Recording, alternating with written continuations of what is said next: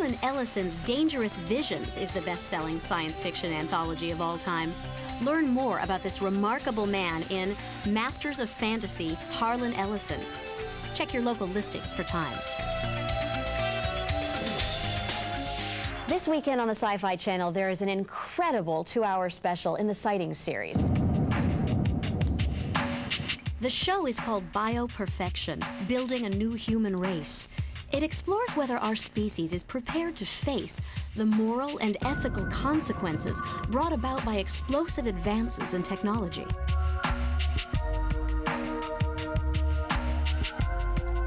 The program raises many disturbing questions like, when mankind has created computers smarter than us, will we remain the Earth's dominant species?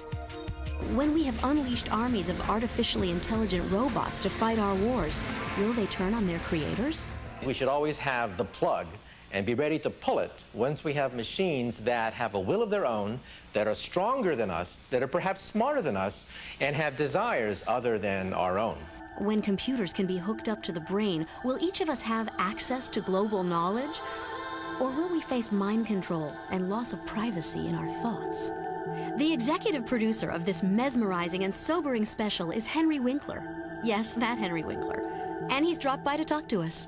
Tell us a little bit about the revolutionary advances that are going on in terms of bioperfection and the consequences. If I had to pick one theme for the show, it is that we as human beings are merging our technology and our biology, and they are coming closer and closer together. They are now growing brain cells on microchips, so that the future that we were raised for is no longer the future that is real. Speaking of brain power, putting a silicon chip in the brain, yes, that was fascinating. What about taking that brain chip and then when you physically die to download your last thoughts and images, stuff that we see in B movies is actually going to be real, so that you have let us say a great mind will give us a great solution even after death. Some of my own thoughts that I had while watching the show, one of them basically that really stirred me, it was that cute little computer that learned how to crawl on its own. Yeah. It took 20 minutes for that computer to do what it takes a human being 18 months. Right. So from there, while that may seem harmless, that could get to a point where by the time we figure out to pull the plug on a computer that may have thought on its own. Yeah, well, there will be no plug to pull. It'll be too late. Do you believe that we'll get to that point? I honestly do, because the fact is that all of the way that we live our lives, we always say, oh, you can't do that. Oh, that will never happen. And then, yes, if we imagine it, it can be a reality. So as a parent, does this instill more hope or more fear for you in the world that your children will live in? Sometimes it's too scary to think about.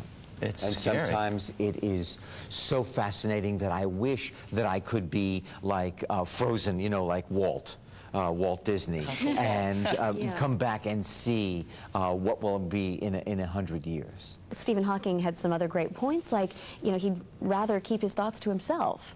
And isn't that valid? A kind of simplicity, just a kind of a back to nature humanness. Will we get to keep that? Will we have a choice? I think not being able to keep to ourselves, not being able to have private thoughts is maddening. I think it will drive the human being off the precipice. Will the human being adapt to being completely open, being an open book, as we call it now?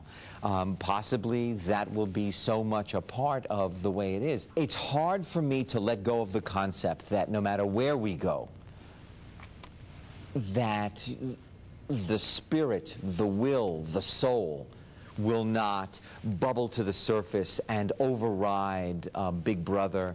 To keep in mind that the most important things are not the things they can implant in us, but the things that we have as humans that machines can never have. With. Compassion and right. hope and understanding. That's an excellent point, because one of the things about decoding all of the defects that a person is born with, or that we, in the show, we talk about raising thug mice, you know, mice that are just violent, and trying to figure out how to remove that from the human being, so that we might be able to work on the gene, reinvent the gene, so that children don't shoot each other. It sounds on the surface possibly not a bad idea.